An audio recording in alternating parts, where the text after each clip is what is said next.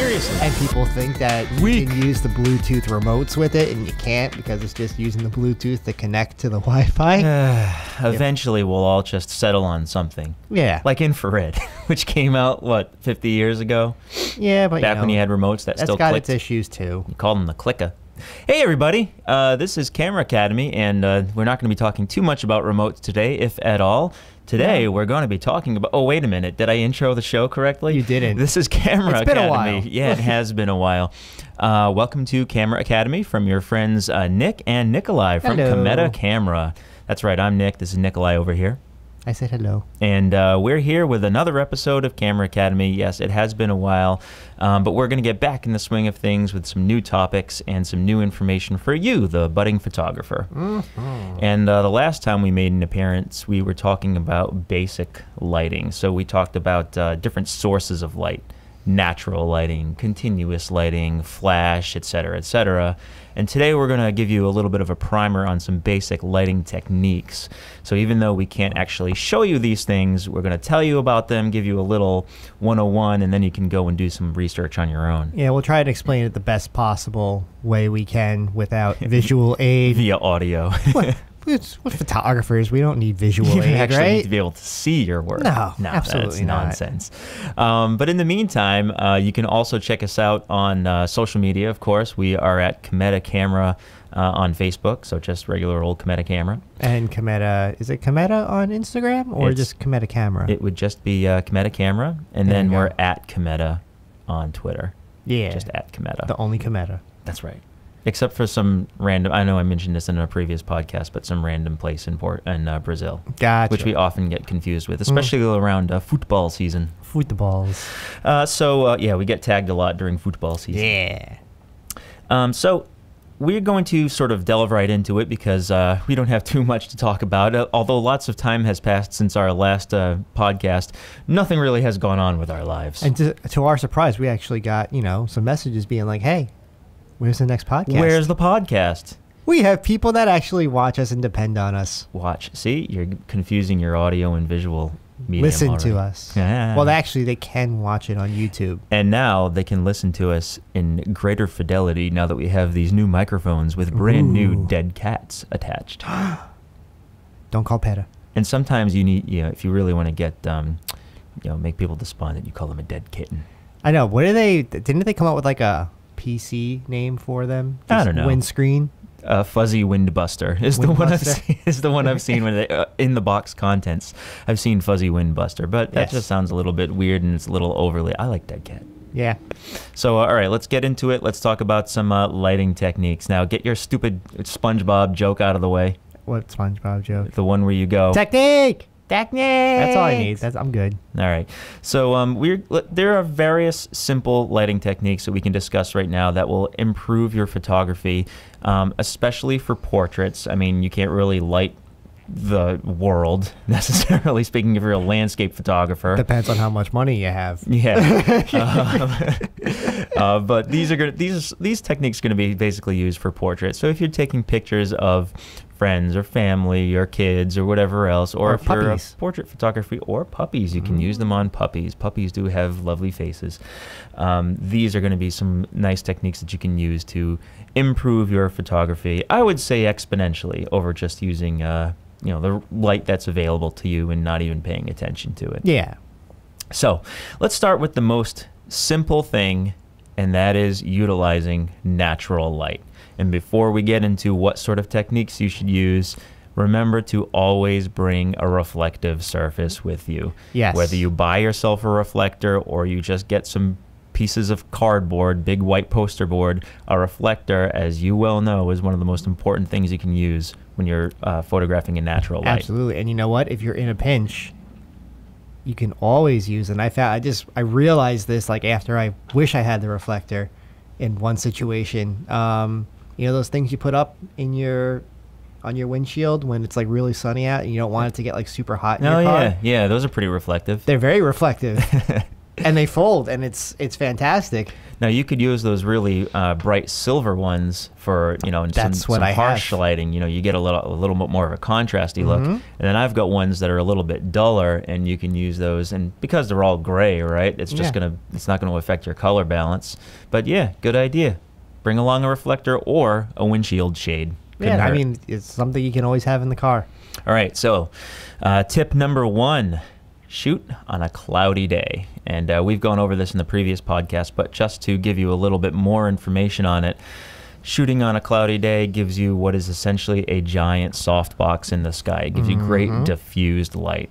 Basically, the sun is getting blocked by clouds, and the clouds are your reflector or your diffuser. Right. So that way you don't have to bring along a diffuser, and you will get nice light without any sort of harsh shadows. Now, it does depend on what time of day you're shooting at. If you're... It's almost time for lunch. Someone didn't mute their watch. It depends on what time of day you're shooting at. If you are shooting at high noon and there's clouds in the sky, you're still going to get sort of raccoon eyes. You're still going to get some shadows, but it's going to give you better results than if you were shooting on a sunny day at high noon. Yeah. And also, if your composition, you wanted, some nice blue skies in the background, that might ruin your picture, but... Sure. But if you're shooting close up, if you're trying to get some nice close-up portraits, then shooting on a cloudy day is a really cheap way, easy way to do it. You can do it pretty much any time. That's even if it's, wet or rainy outside. As long as you've got nice diffused light, you can really get some really great color reproduction. You can get nice pictures without any harsh shadows in them. And it gives off a very flattering look in most cases. Yeah, and I mean, ask any wedding photographer if they would prefer to shoot on a sunny day or a cloudy day. Yeah. Oh, and absolutely. You'll get your answer right there. And a sunny day is going to give you so many more challenges, so much more post-production that you have to do. But as we mentioned before, bring along a reflector, even if it's cloudy, because depending on a position of the sun, you might want to still bounce a little bit of that diffused light back into your subject's face. Absolutely. And another good thing about shooting on a cloudy day is that it gives you a really good baseline for post-production, because you're not going to have any blown out highlights or super shadowy areas. You're going to have sort of like a nice flat color profile courtesy of the clouds, and you'll be able to make your adjustments from there. So if you wanted a really contrasty picture, you can achieve that look with post-production. And having a nice cloudy day to begin with eliminates those challenges of having to do things like burn and dodge separate elements. You have a nice flat baseline. You get like a nice natural raw file. Yeah. Because raw files are pretty flat to begin with, right? Yeah, they flatten the image out a little bit. So if you've got nice flat lighting, you can really do a lot of post-production wizardry after the fact. So shooting on a cloudy day is a great lighting technique. Another great oft-used lighting technique is to shoot during golden hours. And golden hour is when, Nikolai? That is sunrise. Well, just before sunrise, and I believe just before or just sunset. After sunrise. Just after sunrise. Yeah. I'm never up to do that one. So just before sunset's usually when most of us get out there. Yeah. So as far as sunset goes, the last hour and a half you have before sunset is like the best light you can get during the day. It's got a nice contrast. It's got a nice color to it. Yeah, it gives you that nice warm golden tone, right? I know we live in a digital age and everyone's doesn't appreciate nature the way they did in the past. I encourage anyone, if you're a morning person, get up before the sunrise and actually watch it happen. Or, if you're a later person like me, just take a half hour and watch the sunset. Watch how much that light changes in the course of an hour. Yes. Especially if you're getting up in the morning and you're watching it crack over the horizon. That light is going to give you so many different looks within the course of an hour or two, depending on how much time you have or how much coffee you've had. But, you did mention something there about now that we're in a digital age. I've seen some pretty amazing Photoshop work where they throw in basically what looks to be golden hour light in situations that were not taken during golden hour. Personally, it looks, I know it can look really nice to sort of the untrained eye, and for like Instagram type stuff like that, it's acceptable. But to me, I can tell, and it doesn't really look right. You know, it looks like it's digitally enhanced. Yeah, when you start really looking at it, you can kind of tell which, golden hour is real digitally edited and what's real golden hour. Just because you can't, fake that. You can't put a film picture next to a digital picture and you can tell the difference almost right away. It's the same way when you go to a movie and you see CGI and then you see practical effects. Yeah, it's a big well, I mean, sometimes it's not a huge difference, but most of the time we can kind of tell. Yeah. But on that same subject, I did see a post just recently of some photographer who went into a Michael's, which is a craft store, right? So they put them in the area where all the fake flowers are and everything. I've seen this post. And took the picture in completely horrible fluorescent lighting, and then did all this post-production work, and it looked like she was in outside in some field. Crazy garden. And that was skill. Yeah. That was really good. But for most of us humans who don't have that kind of Photoshop ability, shooting at golden hour is much easier and much cheaper and a much better use of your time, because once you get out there and you really get to shoot during that kind of lighting, you get some pretty impressive results. Yep, absolutely. And take advantage of that golden hour light, because it can give you really nice long shadows in addition to the warm lighting. So you can, if you're not going out there with an actual person or some kind of other subject, you can take pictures of the landscape or just interesting, objects, and that golden hour light will give it that much more depth and character. And you can also take advantage of the position of the sun. You can use it as like a main light, like right in your subject's face, and because it's low and not very bright, it won't cause them to have to squint, generally speaking. Yep.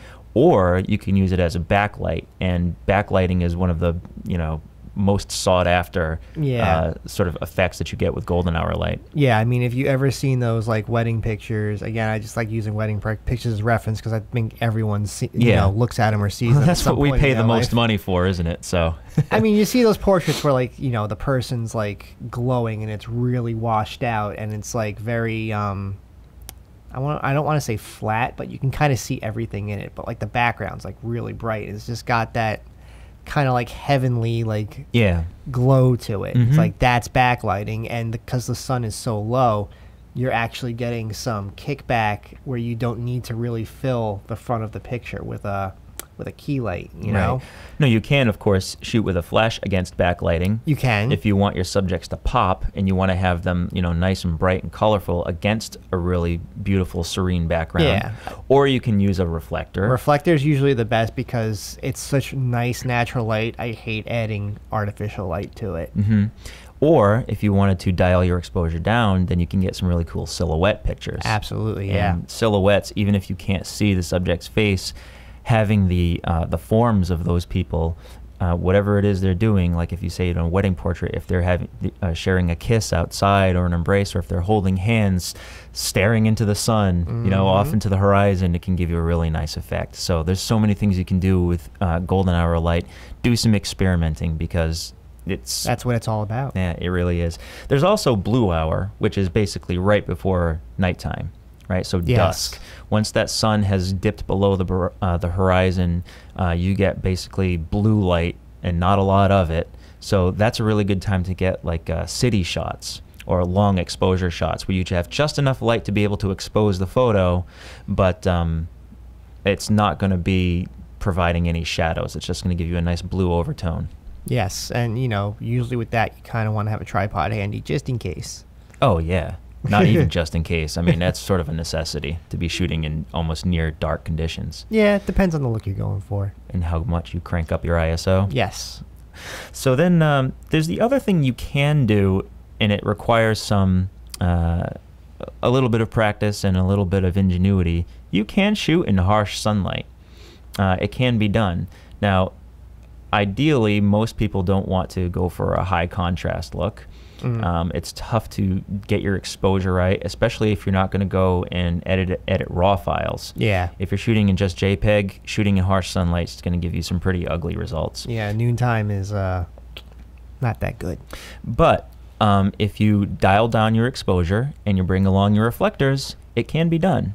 And we're Also not just bring talking about some- noontime, like 3 o'clock or whatever, and the sun is at an angle. You can still get some pretty decent portrait shots out there. Also bring some neutral density filters. Now what is a neutral density filter? Again, we're repeating ourselves from the last podcast, but, what the heck? Neutral density filter basically is a dark filter you put on your lens, and depending on the lens, you're gonna have to get different sizes. Yep. And it darkens the image, which actually lets you use.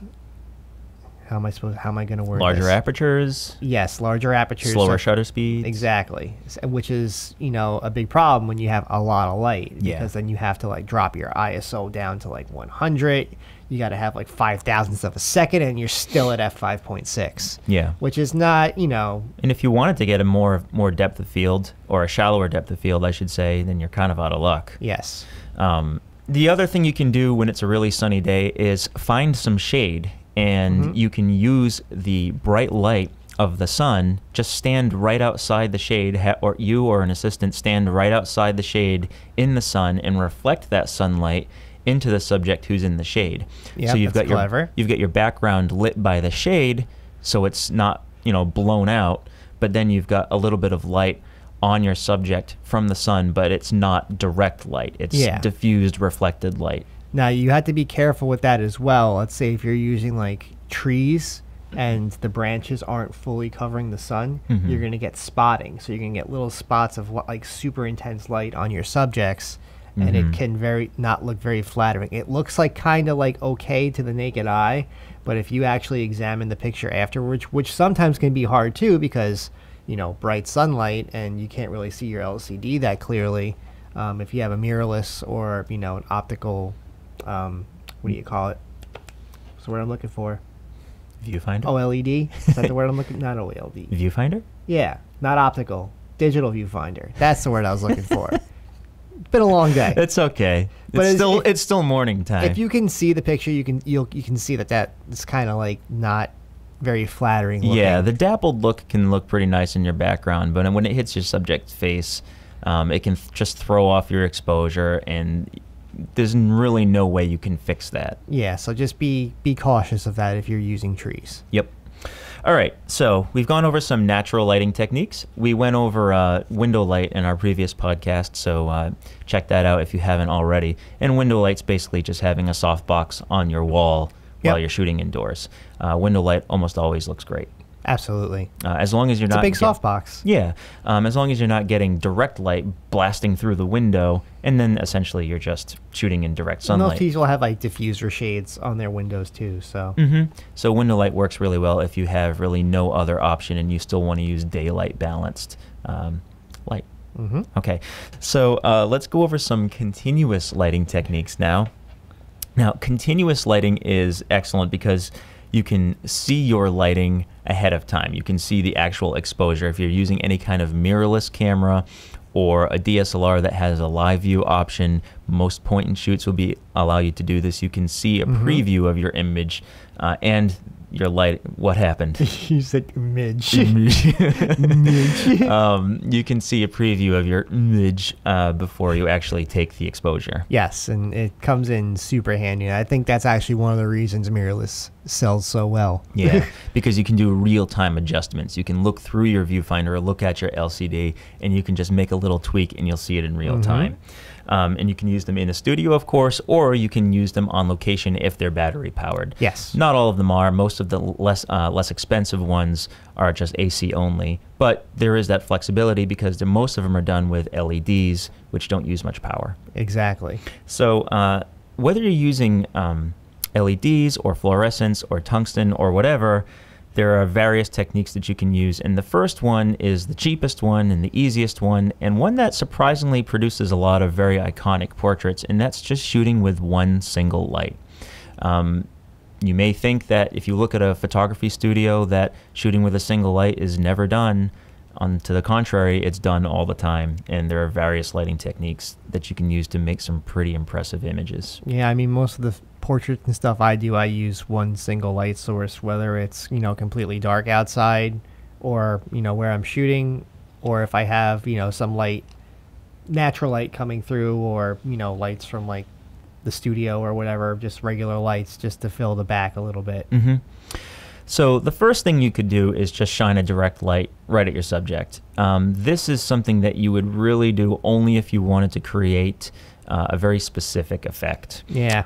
There's a technique called butterfly lighting, where you have it sort of over your head and behind the camera, shining sort of down at your subject's face.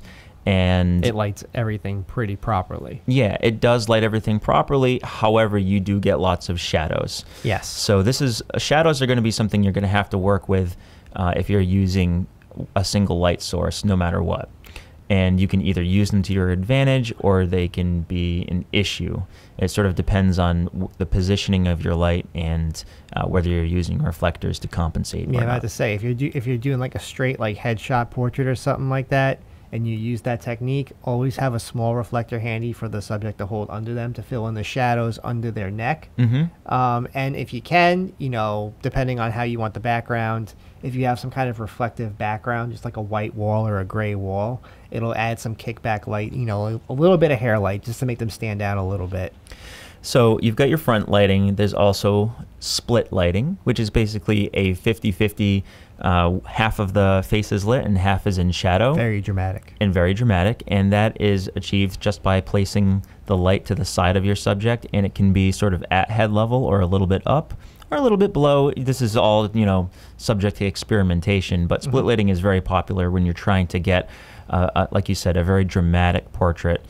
Something that I've seen used in a lot of pictures of like rural faces, people who are working hard in the field, and you want to sort of catch that grittiness of their face. It provides a lot of detail on the side of the face that's lit, and if you can use the other side and reflect a little tiny bit of light into it so that you can get some detail, you can get some pretty amazing portraits that way. And also, depending on the size of the LED, you'll get a little bit more wraparound light.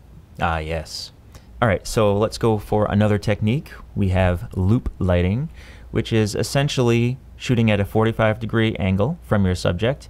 And they call it because the shadow creates a little loop on the shadow side of their nose, and it sort of goes into a little loop right next to their lip. It's hard to obviously describe over audio. Yes. But if you just look up loop lighting on Google, you'll see exactly what I mean. I have to say, I'm actually not too familiar with that one. And then you have Rembrandt lighting, which is very well known just because of the name. And Rembrandt, of course, is one of our greatest painters of the Renaissance era. And most of his portraits were lit and reproduced in a way that there was a little triangle of light right under the eye in the shadowy portion of the face. So essentially you're at a 45-degree angle, but you're shooting from a little bit above. Rather, not shooting, you're lighting a little bit from above, and you will have that little triangle. And again, look up Rembrandt lighting and you'll see exactly what I'm talking about. Yeah, that's a very common one. I think it's actually the first one I learned in college. And it is a common one, but it's also one that stands the test of time because it looks really nice, and it gives you a sense of drama. All of these single light source types of techniques really can make the pictures much more dramatic than if you are lighting them in a flat manner. Yeah. Now, actually, I think there is one more because it's been recently getting popular. I don't know what to really categorize it as, but ring lights. Oh, well, ring lights, it's not really a technique, but more of a piece of equipment. Yeah, but it's a different look. But it is a single light source, technically speaking. And if you've ever been in a department store and walked by the makeup department, you'll see these things all over the place. It's basically a circular light, and usually they're LEDs, right? Yep, and there's a hole in the middle, so the light's basically a circle with a hollow center. And you can either shoot through that hole, or you can have it off to the side. But the great thing about ring lights is they provide lighting that really wraps around your subject's face. Yeah. So they're perfect for portrait work, or if you just need something that's really bright that's going to sort of shine in all directions. It's really great for giving the face lots of dimension. And the good thing about it is you don't have to get super creative with the angles. You can shoot from straight on, and it's going to look really nice. Yep. Obviously, ring lights are all over Instagram. Yes. It's very popular. Instagram, with the ladies. YouTube. Yep. And then they make great video lights too, we should say. Absolutely. So great for vloggers and stuff like that. But not But to say they do not come in flash variants as well. they do or do not? They do. They do. Yeah, you can get adapters to fit onto your regular camera speed light. So if you have your speed light on your camera, you can attach a ring light adapter to it. It's basically like a little circular diffuser. Or you can get they've got actual flash ring lights, but they're very expensive. Yeah. They also basically, if you have a macro, Oh yes. that's usually your macro kind of light. So it's a very small ring, but Yeah, it'll be a smaller ring light that you can put on the front of your lens. It'll actually screw onto the front of your macro lens. you ever watch any like NCIS or cop shows like that, and they go to the crime scenes? They usually have those on their cameras. Really? Yeah. I never noticed that. Good amount of them. All right, so we went over single light source. Let's go over two lights. Now, most lighting kits, surprisingly, are shipped with two lights. I guess because it keeps the cost down a little bit, or maybe you buy two kits. But two lights is a good place to start if you're doing portraits. You're going to have a key light, or your main light, but in the biz, it's called a key light. Yep. And that is going to be the main light that illuminates your subject's face, or the other side, depending on what you want your light to look like. And then you have your fill light. And it really helps to have dimmable continuous lights when you're doing this, so that way you can, instead of switching your lights back and forth or moving them back and forth to reduce the amount of light, you can just sort of dim them up and down to adjust the amount of light. Super benefit if it has a remote with it too. Yes, remotes are nice, dimmers are nice. But you basically get the idea. So instead of a reflector, you're using a second light to fill in the shadows. Yes. It's more convenient. You can adjust it and keep it where you want it to be without having to have someone hold a light all the time. I mean, a reflector all the time, or a light.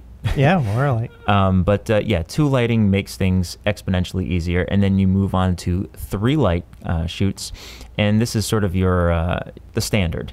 You know, the 3-point lighting is your standard, whether you're doing photography or whether you're doing video. It's something that I came up learning video that we never really went over three lights, but we never went under. We pretty much always used three lights. Yeah, after that it starts getting a little too complicated in my eyes. Eventually, you run out of room to carry stuff. Exactly. Yeah, that's it. Or room to put it.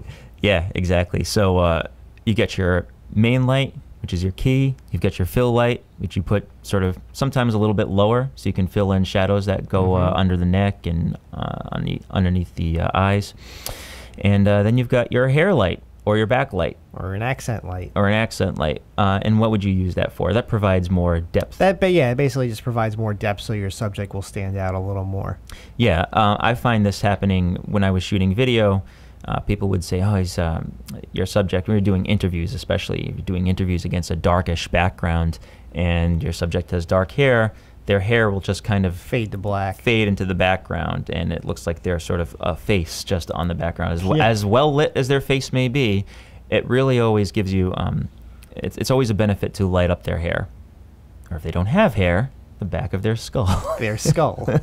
Whatever you can find up there, it always helps to give it a little bit of light to just give it a little boost. Yeah, not a lot, just a little bit. And if you have more lights, you can go nuts. If you have the room for it and you have the patience to carry all that stuff around and the time to set it all up. Experiment ratios. Yeah.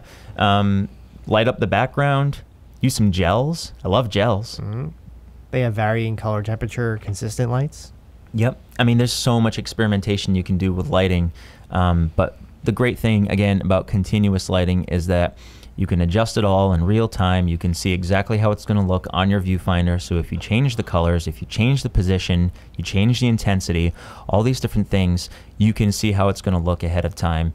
And meanwhile, your subject will be sitting there and they won't be baking because LEDs and fluorescents are generally nice and cool, and you won't be using up a ton of energy, hopefully. Correct.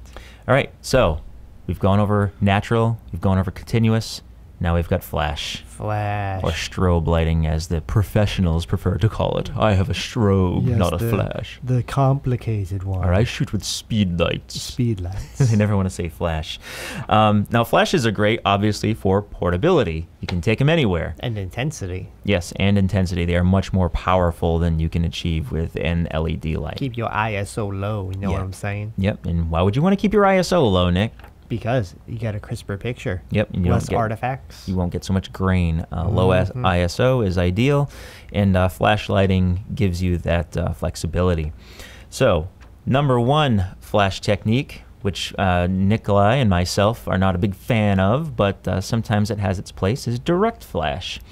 So put your flash right on top of your camera, or God forbid, use the built-in flash, and shoot right at your subject. Oof. Now, why would you make those kinds of noises regarding direct flash? Just, red eye and super nasty contrast, and you're going to see every bit of oil on your subject's face. Yes. But it's ugly. Even though it is typically ugly, it does have its place. And I've used direct flash mostly as a fill. When it's dark outside, and I've got a beautiful background going on, but I still want to get a portrait that's going to pop, I'll dial down my flash compensation to get it a little bit lower so I don't get that super high contrast, or I don't get those overblown highlights on my subject's face. Just enough light to provide a little bit of pop. And you can do that with direct flash. I think that's the most useful application of it. Or if you are sort of a photojournalist, or you really have no option but to fire a flash to get a picture when you're in dim conditions, direct flash is going to give you the most power. Or you want to get that, retro 90s, 80s look from from the old Polaroids and, the old those film point and disposable shoots. cameras they'd put on your table at the wedding reception. Yes. Yeah, you can recreate that with modern DSLRs if you so desire. Yeah. But like you said before, it usually gives you blown out highlights.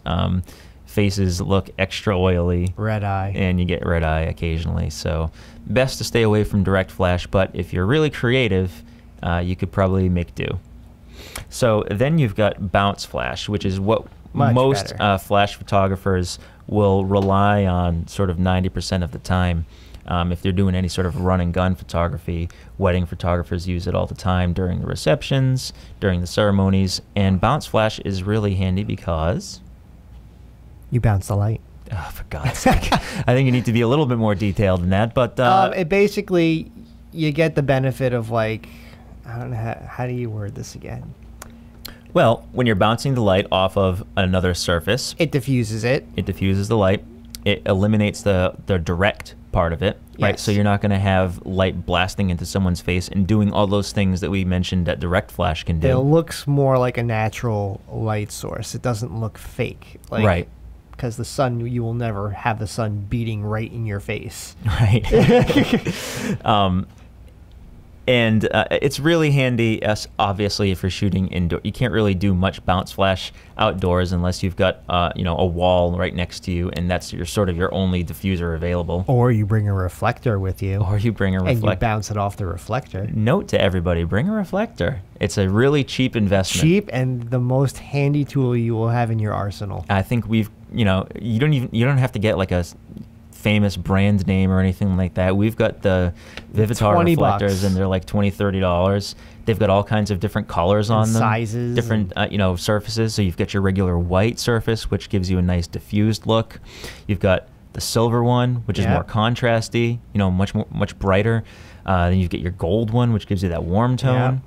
And then you can just use it. Nice and compact. They fold up. Yep. And if you don't want to buy one, you can really easily make one. Yeah. Yeah, they're one of the easiest things to DIY.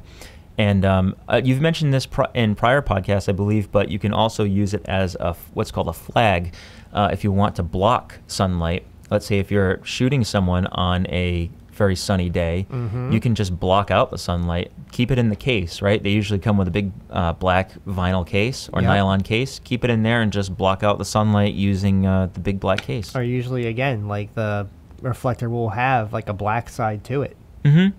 Yep. You got like the silver, you got the white, and you got like usually like a mix of like silver and gold.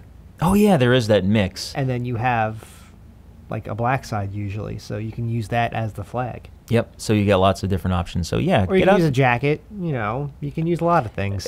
Smoke and mirror is 90% of photography and video lighting and backgrounds and things like that.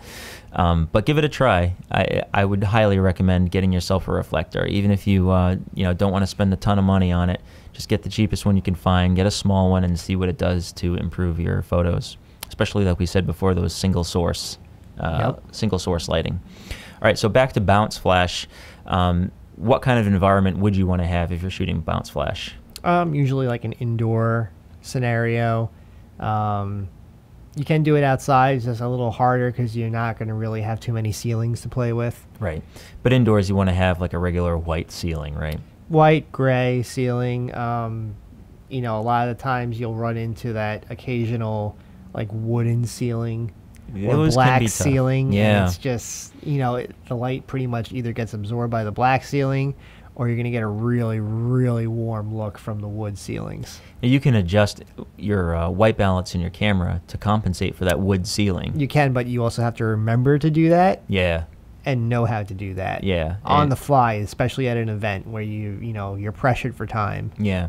So if you were going to do that, make sure that you're going to be in a consistent area. That you're going to have your wood ceiling throughout the entire room. Or make sure you're shooting raw so you can actually adjust your white balance afterwards. Yes, true. But it's always better to get it in camera, I would say. Correct. Just saying, just in a pinch.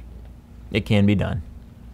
All right. So you also have the ability to use diffused flash with a little accessory. So you don't always have to bounce off another surface. You can shoot either up or direct, but you diffuse your flash using some kind of diffusing little softbox or reflector or something of that nature. Yeah, you can, like, the most common thing you'll see is like someone has put like basically just a piece of plastic on top of their flash. That's usually the most common and most useful diffuser out of all of them. Yeah, there's lots of different kinds. There's some that look like a little clear Tupperware container. The Gary Fong, yeah. The Gary Fong ones. They have ones that look like a big globe. Those are similar to the Gary Fong style. There are just basic reflector cards, right? So you just attach it to your flash with like Velcro or something, and what it does is act as a bounce surface. Yep. You can get the really cheap ones, which are just made out of a single piece of plastic, or you can get more expensive ones that are moldable and shapeable, like the Magmod. Like the Magmod. Magmod. Oh, those are little though, aren't they? Do they make reflectors too? They have like the little like silicone like dome thing and stuff. Yeah, like that. yeah. I was thinking. I'm just more, saying, if you're going expensive, that's usually like the most expensive option, right? Yeah, there, the Magmods. Really good quality. I was thinking along the lines of Rogue. Rogue makes reflectors that are nice. They go onto your flash via a little bit of Velcro or should I say hook and loop connectors. Yeah. You don't want to get sued. You don't actually Velcro anything onto your flash. Like you don't like put something that's going to be permanently on there. It's like a wraparound. Yeah, thing. like a cinch. It's like a cinch strap. Cinch strap. Yeah. Shinsuke Nakamura. Which is a lot strap. nicer because you don't you don't damage the flash or put anything permanently on the flash. Yeah, and those are available with different attachments, so you can actually have a reflector / softbox, and so that gives you lots of different. Turn it into a snoot. You can turn it into a snoot. Yeah, we've reviewed this on our YouTube channel, so check that out too. Snoot. I love snoots. Those are really great products. Some flashes, actually most flashes, have a bounce card built into it. Yep. They're very small, but if you need to bounce some light toward your subject so you can get that little sparkle in their eye, that's a good way of achieving that. And I can't really think of any other type of diffusers. I mean, there are those hard plastic ones that you can just slide right over the top. That's what I was talking about before. Well, for God's sake. The Magmod ones are like $50. But I'm just talking about the cheap ones that you can just put right on top, and they just like the ones we sell in a lot of our kits, or that are actually like most Nikon flashes I know, or will come like with Nissans it, right? Come with it. Yeah, and those actually I think Canon includes it in their flashes now too. They provide a little bit of diffusion, not a lot, but enough to cut it down so that you can shoot.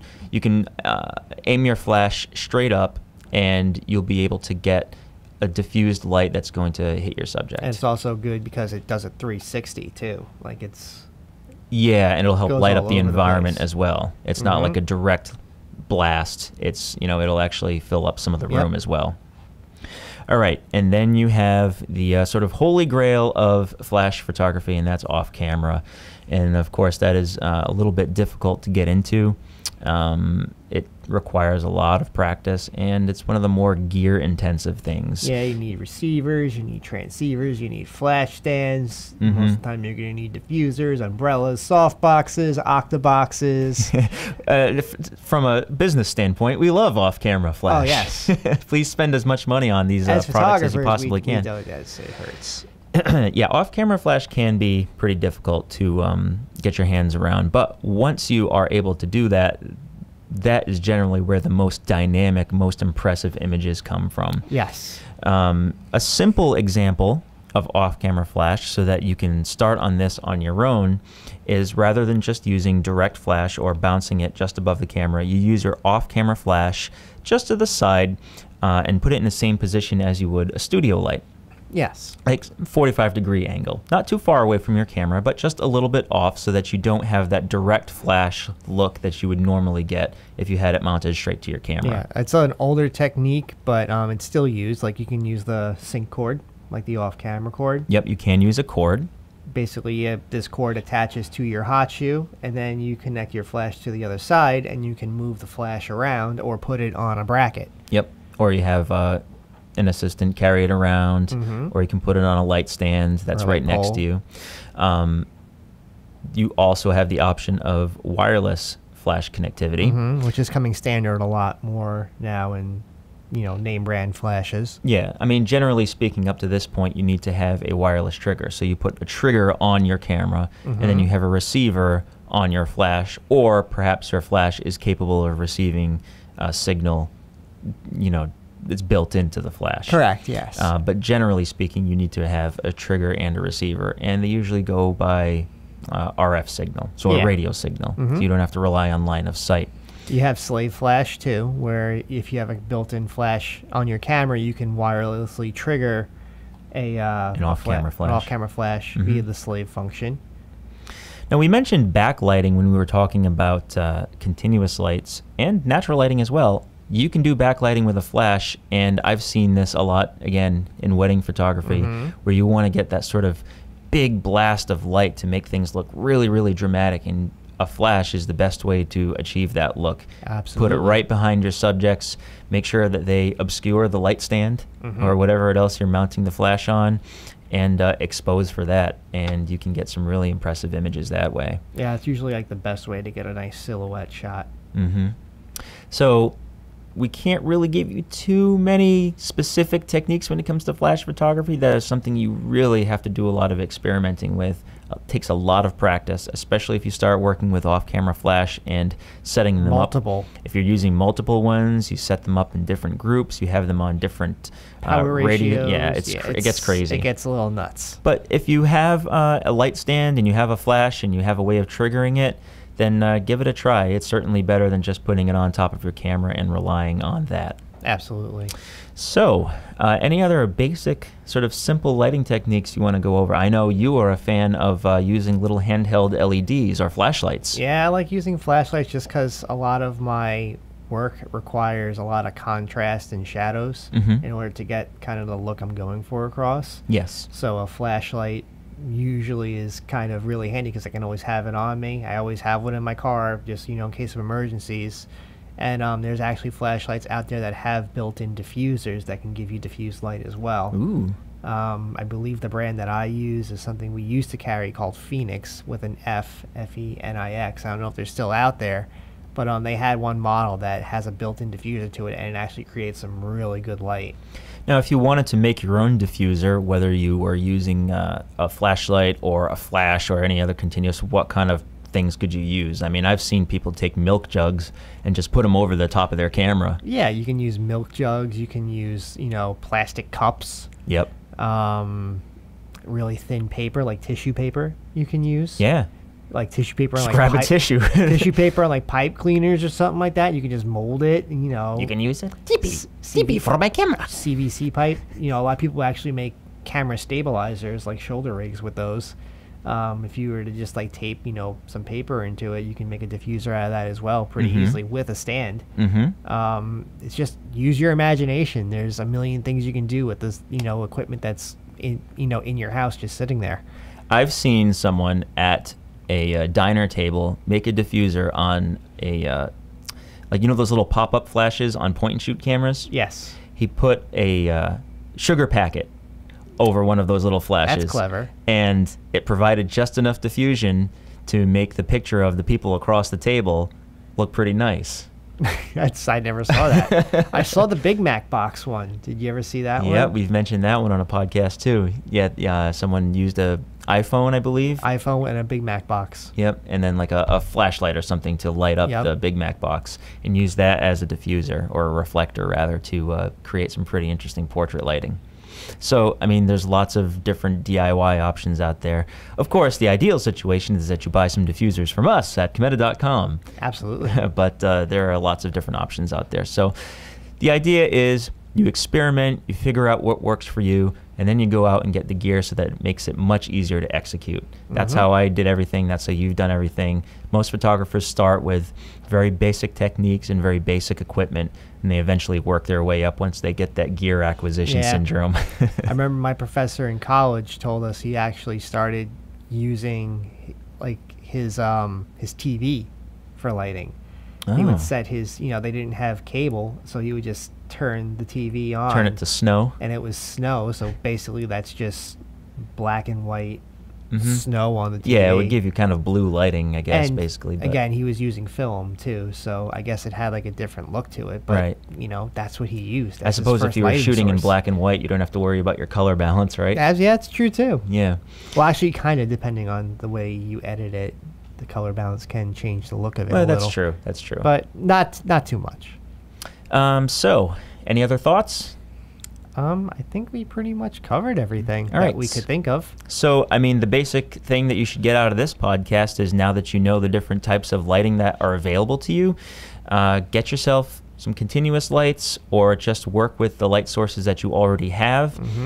Try some different techniques, position your subjects differently, position your lighting differently, and experiment and practice. So non-stop experimentation and non-stop practice. That's how you're going to get better. That's how you get better at anything. Just experiment and practice. Yep. And remember that photography, like any art, is in the eye of the beholder. So while we say things like don't use direct flash, or don't have dappled light coming through and hitting your subject, you don't want contrasty stuff because you don't want to shoot in the middle of the day, all those sort of rules, so to speak, that can all be broken, and in the end, it really depends on what you want. Yeah, you can make it work. You can, if it works for you, then screw what everyone else thinks. Yeah.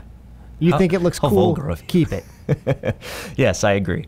And that's pretty much it. I don't think we really have anything else. So before these lawnmowers that are outside actually bust through the studio doors, seriously, it's getting I think we're going to get some lunch. And until next time, we'll see you on Camera Academy, right? Yes. Oh, we've got a tagline. How does it go? It's been a while. Well, first we should probably ask to like, comment, and share. Oh, yeah. Do those things. Like, comment, and share. Yep. Give us suggestions for podcasts, because we're starting to run out of them. Yeah. We don't have many ideas left. Photography 101 is a relatively short course. Yeah. So since we're not developing film anymore, we don't have too many more things to talk about. So if you have any sort of ideas or questions, please lay it on us. I would really like to do like a Q&A episode. That'd be cool. So we need to get some cues. Even if even if you have questions about certain brands or something like that, throw it at us. Yeah. Next time we're going to talk about composition. I do have I have a couple topics lined up. Okay. But yeah, feel free to throw us some ideas. Rule of thirds and stuff like that. We get to play around. Don't give it away. Spoiler alert. Well, they don't know. They can look. They Google it. Well, then what do they need us for? Because we're going to explain it in detail. And they don't have to read, they just need to listen. All right, the weed whacker's on its way. Okay. All right, so until next time, we'll fix it in post. Yeah. Yeah, bye everybody. Guys.